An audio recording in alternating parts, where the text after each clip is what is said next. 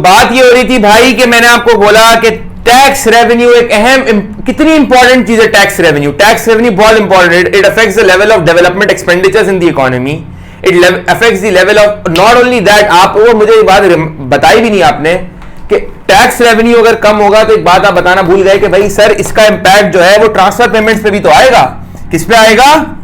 Transfer payments पे आएगा। What are transfer payments? Transfer payments are welfare payments जो government देती है उस सेक्टर को, उस सेगमेंट ऑफ सोसाइटी को जो कि इकोनॉमिकली कंट्रीब्यूशन अदा सोसाइटी में नहीं कर रहा। फॉर एग्जांपल अनएम्प्लॉयमेंट बेनिफिट्स की शक्ल में मिलता है, ठीक है जी, मेडिकल अलाउंसेस की शक्ल में मिलता है, डिसेबिलिटी अलाउंसेस की शक्ल में मिलता है, रिटायर्ड लोगों को मिलता है, पेंशन्स की शक्ल में मिलता है।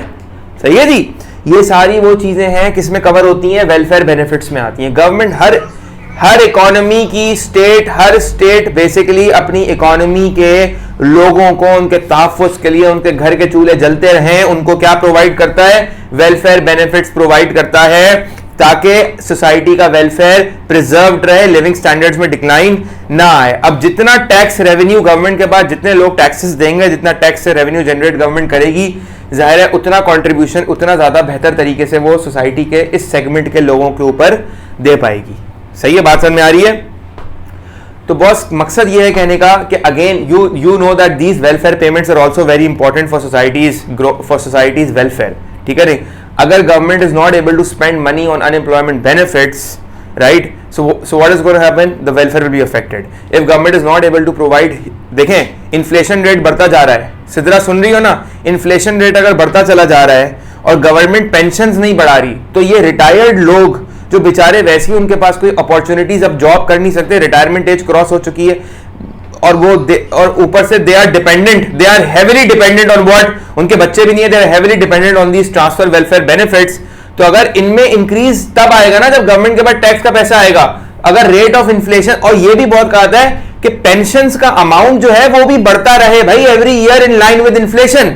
अगर रिटायर्ड लोगों की पेंशन्स जो हैं वो नहीं बढ़ रही इन लाइन विद इन्फ्लेशन, तो यार मतलब this is going to seriously affect their cost of living.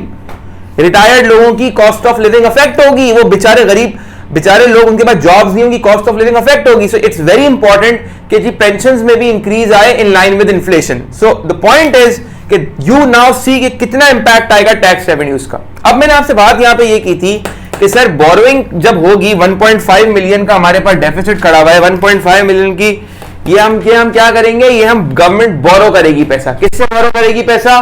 Government is going to borrow money domestically and internationally. Domestically किससे बोरो करेंगे? डोमेस्टिकली बोरो करेंगे जनरल पब्लिक से। किससे बोरो करेंगे? जनरल पब्लिक से बोरो करेंगे। इसको हम कहते हैं पब्लिक सेक्टर बोरोइंग रिक्वायरमेंट। क्या बोलते हैं? Public sector borrowing requirement, PSBR, public sector borrowing requirement. ठीक है ना, PSBR। सर क्या है public sector borrowing requirement? Government क्या करेगी? Government is going to issue bonds issue करेगी। बॉन्ड क्या होता है सर? Bond is an instrument, it is an financial instrument. मिसाल के तौर पे मैं गवर्नमेंट का बॉन्ड ले लूंगा 5 लाख का, स्टेट बैंक ने बोला 5 लाख का बॉन्ड इशू कर रही है, मैंने 5 लाख का बॉन्ड ले लिया गवर्नमेंट से। अब गवर्नमेंट मुझे उस पर सालाना क्या देगी? Quarterly, 6 month, semi annually government और मे बी एनुअली क्या देगी? इंटरेस्ट देगी। क्या देगी खलील? इंटरेस्ट देगी। तो मुझे इंटरेस्ट मिलता रहेगा और वो 5 लाख किसके पास चले जाएंगे? गवर्नमेंट के पास चले जाएंगे। गवर्नमेंट उन 5 लाख से क्या करेगी? गवर्नमेंट यानी स्टेट पे एक्सपेंडिचर करेगी। इसके बाद गवर्नमेंट का दूसरा तरीका बोरोइंग का, इंटरनेशनली बोरो करेगी from IMF and world bank. IMF और वर्ल्ड बैंक से इंटरनेशनली बोरो करेगा गवर्नमेंट, बोरो करेगी, स्टेट बोरो करेगा IMF और वर्ल्ड बैंक से।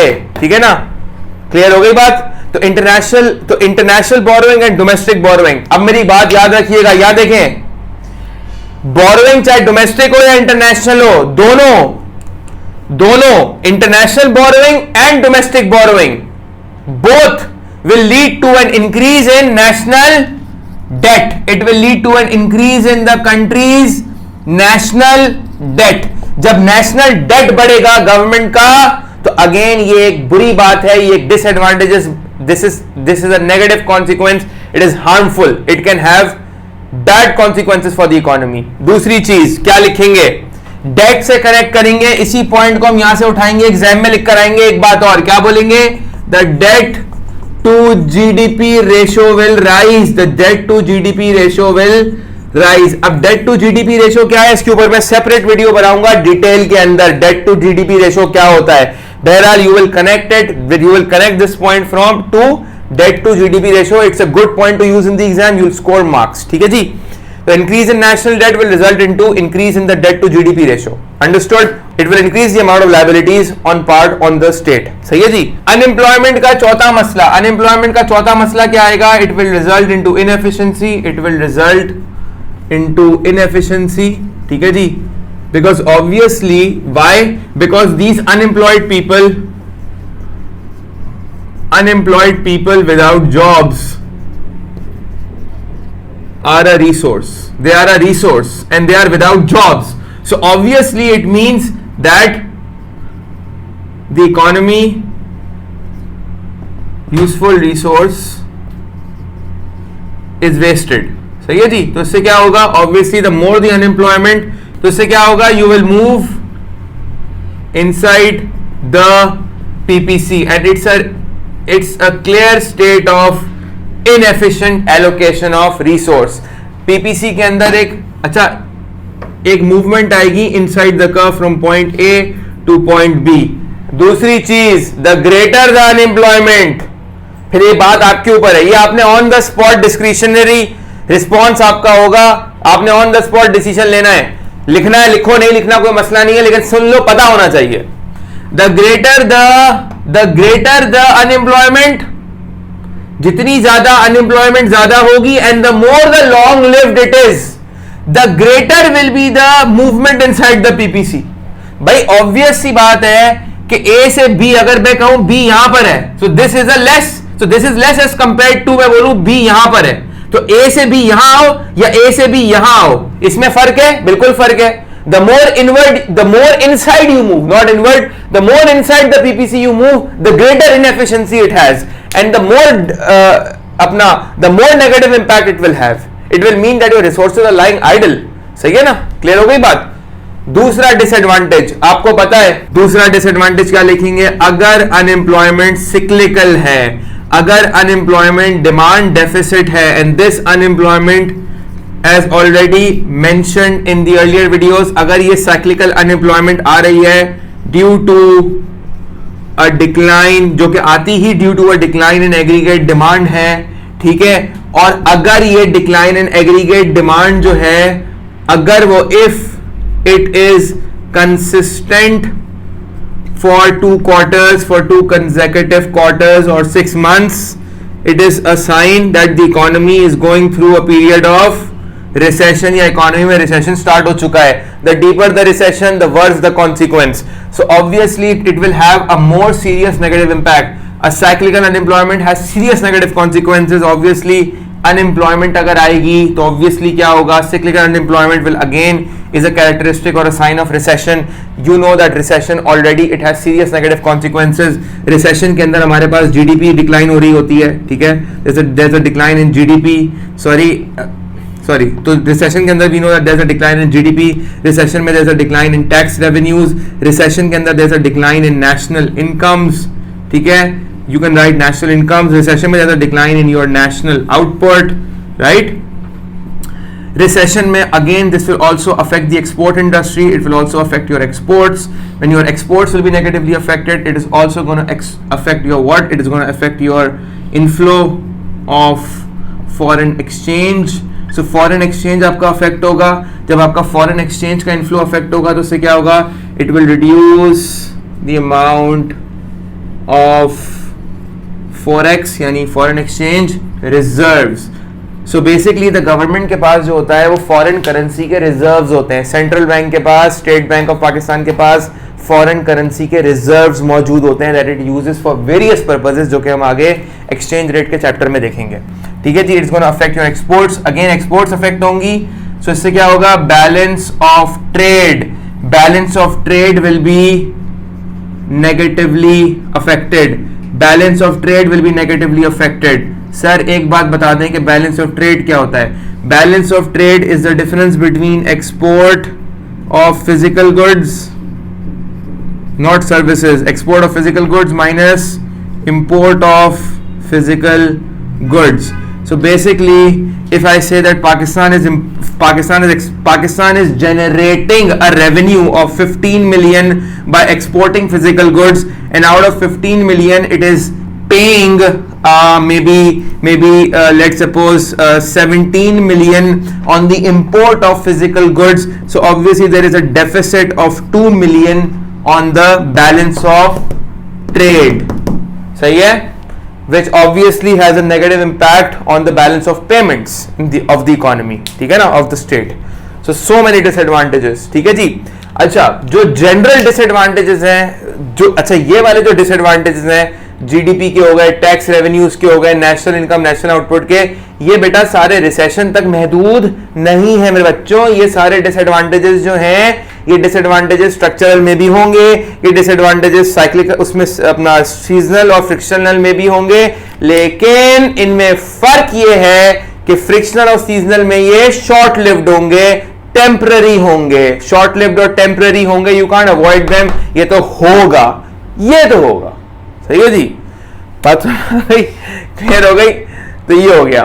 तो लेकिन सिक्लिकल के जो होंगे, ये जो अगर ये सिक्लिकल के नतीजे में आ रहे हैं तो फिर obviously it will have a worse consequence and it may persist. So basically cyclical unemployment if it is resulting due to a recession, दो चीजें. Cyclical unemployment resulting due to a recessionary effect, ठीक है, the government will see what has to be done.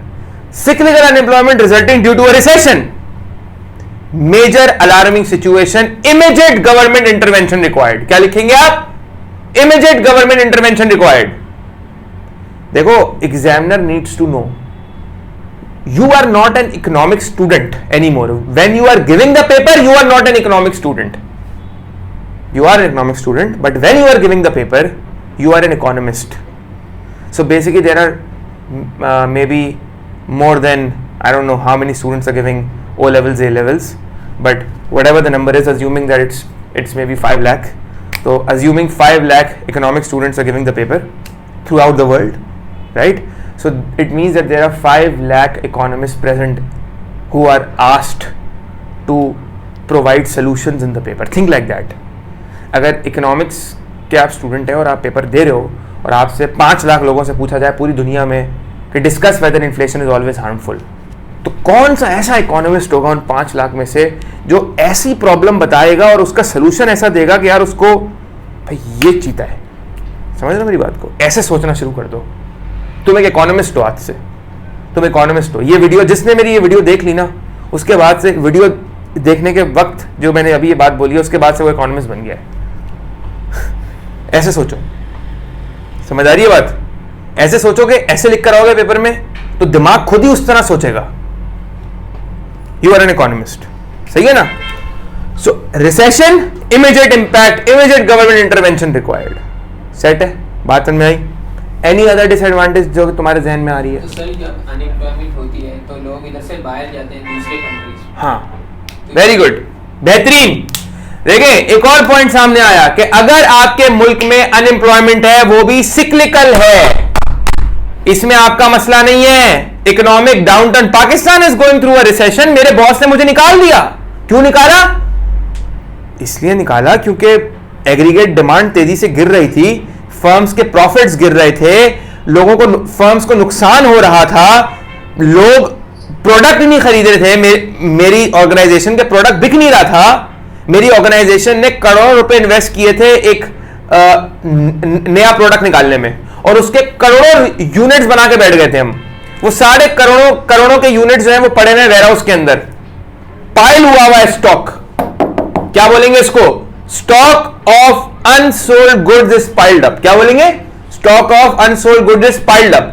अब इसका नुकसान क्या होगा ऐशा? इसका नुकसान ये होगा कि a lot of money is tied up in stock. A lot of money, पैसा फंसा हुआ है ना स्टॉक में. पैसा, स्टॉक बिकेगा तो पैसा रिकवर होगा ना.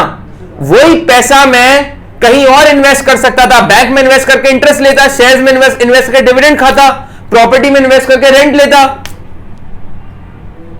समझ रहे हो? लेकिन लेकिन लेकिन मैंने क्या किया, मैंने ये पैसा इन्वेस्ट नहीं किया. व्हाट आई डिड वाज कि आई बॉट, मैंने इस एक प्रोजेक्ट में इन्वेस्ट किया जिसकी वजह से जो है वो क्या हुआ, जिसकी वजह से मैंने करोड़ों यूनिट्स भी बनाए. और वो यूनिट ऐसे कैसे पड़े हैं क्योंकि मुल्क में रिसेशन आ रहा है. मेरे बॉस ने कहा टाटा बाय बाय, अल्लाह हाफिज, हमें आपकी जरूरत नहीं है. क्या पता हम 1-2 महीने के अंदर अंदर बिजनेस बंद कर दें, तो प्लीज आपकी जरूरत नहीं है, कुछ पैसे रखें और आप जाएं. अब मैं परेशान बैठा हूं, मैं जॉब ढूंढ रहा हूं, मुझे जॉब नहीं मिल रही क्योंकि स्टॉक मार्केट भी पाकिस्तान की नीचे आ रही है. क्या कहते हैं, एजुकेशन सेक्टर भी नीचे आ रहा है, बैंक्स में भी जॉब्स अवेलेबल नहीं है, मैन्युफैक्चरिंग सेक्टर भी नीचे आ रहा है. पाकिस्तान की इकोनॉमिक सिचुएशन मुझे बड़ी ग्लूमी नजर आ रही है. क्या नजर आ रही है? ग्लूमी. कंज्यूमर कॉन्फिडेंस अक्षय नीचे, कंज्यूमर कॉन्फिडेंस नीचे. कंज्यूमर कॉन्फिडेंस क्या है सिद्रा? कल मैं तुम्हें बोलूं चलो जाके गाड़ी लेते हैं, आप बोलेंगे ओ भाई गाड़ी नहीं लेनी मैंने अभी, पब्लिक ट्रांसपोर्ट सही है, करीम सही है, 10 लाख रुपए की गाड़ी ले लूं मैं. क्यों ले लूं गाड़ी 10 लाख की? मुझे नजर ही नहीं आ रहा आगे पाकिस्तान में कोई फ्यूचर है. पढ़ भी रही हूं, जॉब नहीं मिलने वाली यहां पे, मैंने बाहर जाना है. होगा क्या इससे? ये अनएम्प्लॉयड लोग, अगर पाकिस्तान में रिसेशन आ रहा है, ये लोग क्या, इनका क्या होगा? ये लोग क्या करेंगे? बाहर. कहां कटेंगे? बाहर निकलेंगे, वेस्टर्न कंट्रीज में जाएंगे जहां उनको बेटर अपॉर्चुनिटीज मिले.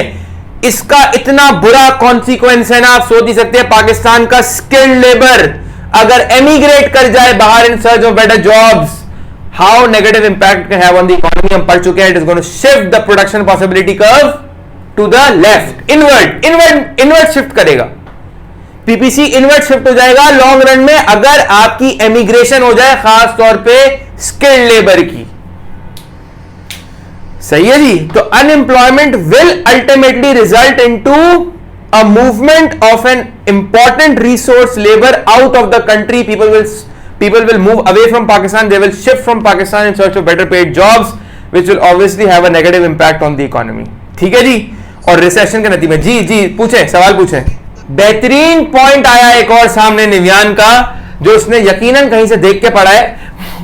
वो ये है कि अगर अनएम्प्लॉयमेंट परसिस्ट करे, अब बहुत इंपॉर्टेंट चीज, तो गाइस अगर अनएम्प्लॉयमेंट परसिस्ट करेगी आपकी इन द लॉन्ग रन, या up till the long run, in the long run, for the long run, तो अगर आपकी अनएम्प्लॉयमेंट परसिस्ट करेगी इन द लॉन्ग रन, अगर लंबे अरसे तक अनएम्प्लॉयमेंट आती रहेगी, तो it will result into a decline in the skill set of the workers, which will result into what. अब इसका जवाब निव्यान देगा. Which will result into what? State से तुम्हें, भाई देखो, स्टेट से तुम्हें आधा मार्क मिलेगा बाबा जब तुम एक्सप्लेन नहीं करोगे. इसका जवाब आयशा ने दिया है सही. It will result into occupational immobility of labor if the unemployment persists till the long run.